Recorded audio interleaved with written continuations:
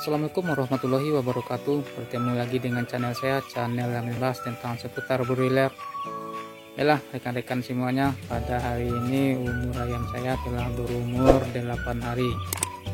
Nah, kita telah melakukan pelebaran brooding teman-teman, sehingga telah sampai ke dinding dari kandang ayam kita ini. Untuk semua brooding kita lakukan hal yang sama, melakukan pelebaran sampai tepi dindingnya. Nah, teman-teman bisa lihat kondisinya sekarang. Nah, tadi telah dilakukan juga pengutipan lapisan liter kita paling atas, membuang sisa kotoran feces yang ada di liter. Ada 1 2 3 4 5 6 7 8 9, ada 9 karung hasil pengutipan kita pada hari ini. Baiklah rekan-rekan, pada kesempatan ini saya akan coba juga membahas tentang evaluasi kita pada masa brooding pada minggu pertama. Nah, jadi saya membahas ini bukan maksud menggurui teman-teman, hanya sekadar berbagi. Mungkin ada perbedaan atau ada yang salah di kandang saya atau ada yang kurang di kandang saya, silakan teman-teman nanti memberikan komentar di kolom komentar.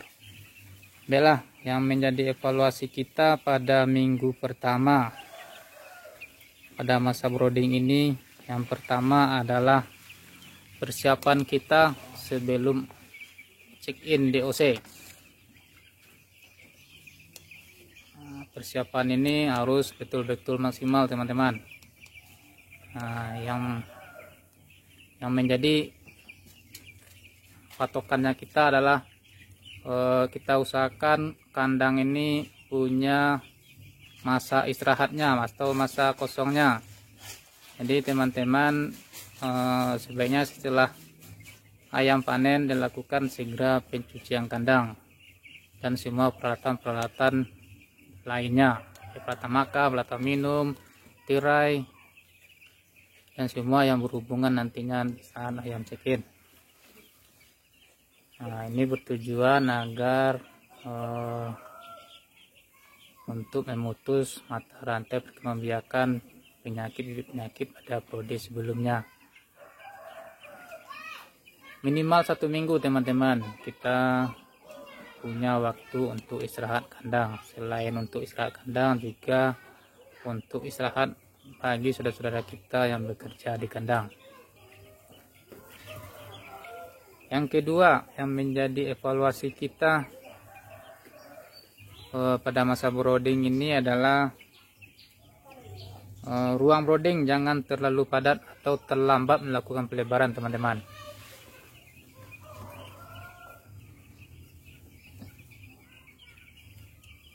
Brooding yang terlambat diperlebar akan berakibat DOC akan berebut atau bersaing mendapat makan, minum, dan udara yang segar. Nah, jadi teman-teman jangan sampai terlambat melakukan pelebaran. Pelebaran ini menurut saya kita jangan patokan kita sebagai cuaca atau kondisi lingkungan. Patokan kita adalah padat atau tidaknya brooding kita ini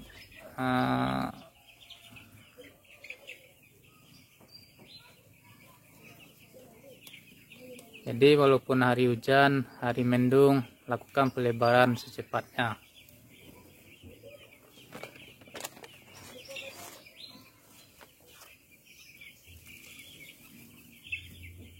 Yang ketiga menjadi evaluasi kita adalah DOC, kepanasan atau kedinginan. Ya, ini berhubungan dengan gas olek.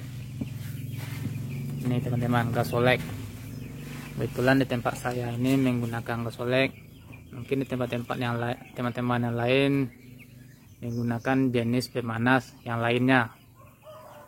Nah, namun walaupun kita beda-beda ini, yang penting tujuan kita adalah sama, yaitu untuk memanaskan atau mencapai temperatur ideal untuk anak ayam kita. Seringkali kita beranggapan suhu yang baik untuk DOC itulah suhu yang panas. Padahal suhu yang panas belum tentu suhu yang nyaman buat ayam. Maka dari itu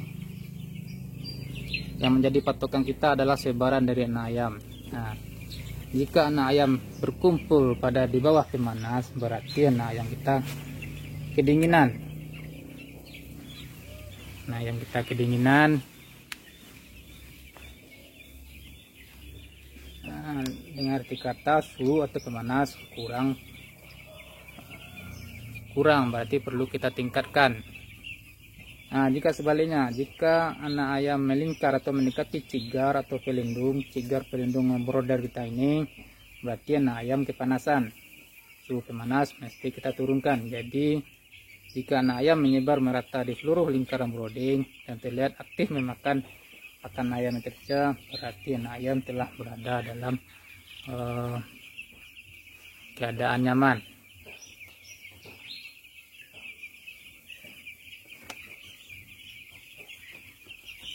Nah, yang keempat yang jadi evaluasi kita adalah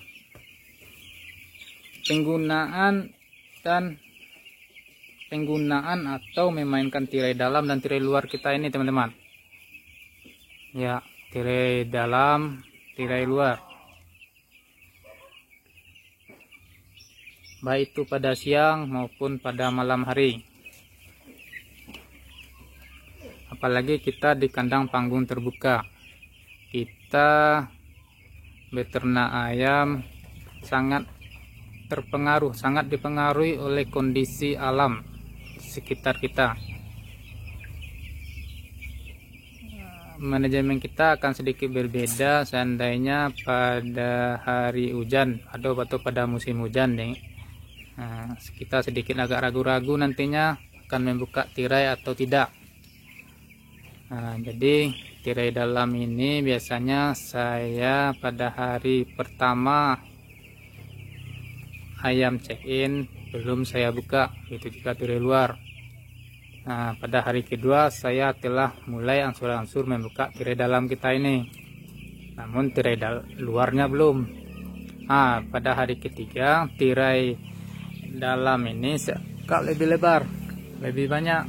Nah, ini tujuan kita agar udara segar lebih banyak masuknya, apalagi diiringi dengan pertumbuhan anak ayam yang membutuhkan oksigen yang lebih banyak. Nah, begitu selanjutnya teman-teman. Tapi yang terpenting adalah pada umur 4 hari ke atas, tirai dalam ini mesti kita buka atau kita beri celah di atasnya, teman-teman. Nah, karena pada umur 4 hari amoniak telah mulai meningkat. Nah, itu juga untuk tirai luar sebaiknya pada malam hari jangan dibuka dulu pada minggu pertama. Pada siang hari kita buka lebar-lebar seperti ini, tidak masalah, malah bagus untuk perkembangan ayam kita.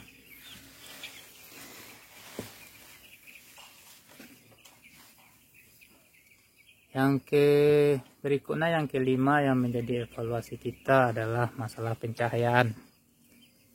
Nah, kalau siang hari, kalau hari cerah seperti ini tidak masalah, teman-teman. Kita bisa matikan cahaya atau lampu listrik kita sedikit berhemat. Tapi seandainya hari mendung, tirai kita tutup, tirai luar kita tutup, nah, tentu perlu kita hidupkan lampu ini. Dan pada malam hari yang menjadi perhatikan kita adalah pencahayaan ini dari pergerakan dari anak ayam. Apakah ayam bergerak lincah seperti siang hari seperti ini atau tidak? Kalau anak ayam kurang lincah bergeraknya, berarti kita lampu cahaya yang ada dalam brooding kita kurang. Nah, maka perlu kita ganti dengan bola lampu yang lebih besar. Biasanya saya untuk satu brooding ini saya menggunakan 3 buah lampu, teman-teman. 3 buah lampu. Dari pengamatan saya 3 buah bola lampu ini sudah cukup untuk masing-masing brooding.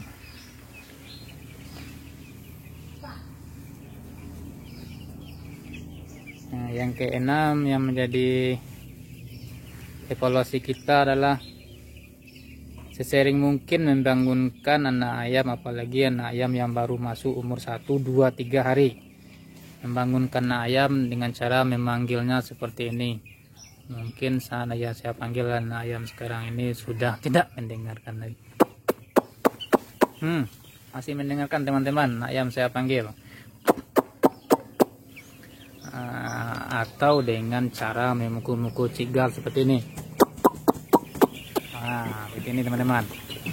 Jadi anak ayam bangun dan bergerak mencari tempat makan dan tempat minum. Ini sangat baik teman-teman. Jangan biar anak ayam kita terlalu banyak tidur, kurang makan, kurang minum.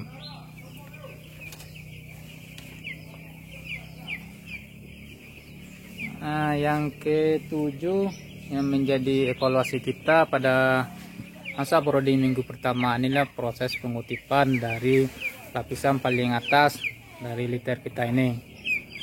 Ini perlu kita lakukan minimal 1 kali 2 hari per brooding ini. Kita harus membersihkan liter yang paling atas dari kotoran atau feces yang ada pada liter. Ini untuk menjaga bau amonia berada dalam kondisi ambang batas yang baik atau normal.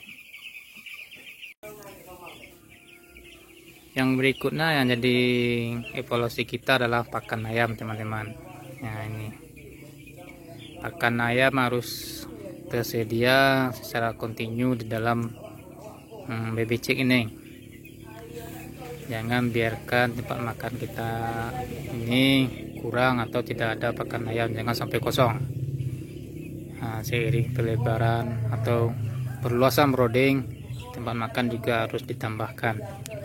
Walaupun baby chick kita kurang, ditambah dengan tempat makan untuk ayam dewasa juga tidak masalah teman-teman. Jadi kita secara otomatis kita mengajarkan anak ayam kita makan di tempat makan ayam dewasa. Begitu juga untuk tempat minum ini, evaluasi kita yang terakhir. Jangan biarkan tempat minum kita ini kotor atau banyak sisa sekam atau liter yang masuk ke dalam. Jadi minimal 2 kali sehari, 2 kali sehari kita lakukan pembersihan.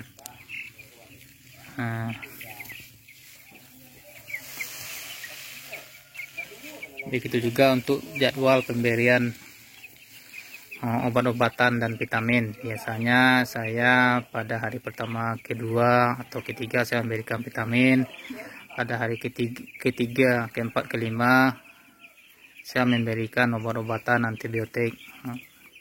Dan hari ke-6, 7 pada minggu pertama saya memberikan vitamin. Saat memberikan obat-obatan antibiotik, saya tidak menggunakan air yang mengandung kaporit. Saya takut nantinya sisa-sisa kaporit yang ada di saluran instalasi pipa tani masih ada tersisa saat kita melakukan pemberian obat, karena saya memberikan obat antibiotik dengan menggunakan drum seperti yang telah saya jelaskan sebelumnya. Jadi saya menggunakan kaporit saat saya menggunakan vitamin atau memberikan vitamin pada anak ayam. Jadi 2 jam sebelum memberikan vitamin, tangki saya yang sebelumnya saya alirkan air kaporit, saya ganti dengan saya tutup dan saya buka keran tangki yang tidak mengandung kaporit atau air murni. Sehingga saya berharap sisa kaporit yang ada dalam pipa ini tidak ada atau minimal tinggal sedikit lagi. Begitu juga setelah saya menggunakan vitamin 1 jam atau 2 jam setelah pemberian air murni, saya kembali menghidupkan atau menjalankan air yang mengandung kaporit. Demikianlah evaluasi saya pada minggu pertama manajemen brooding ayam broiler. Jadi seandainya ada perbedaan atau di tempat saya ada kekurangan, teman-teman teman-teman, silakan mengisi kolom komentar.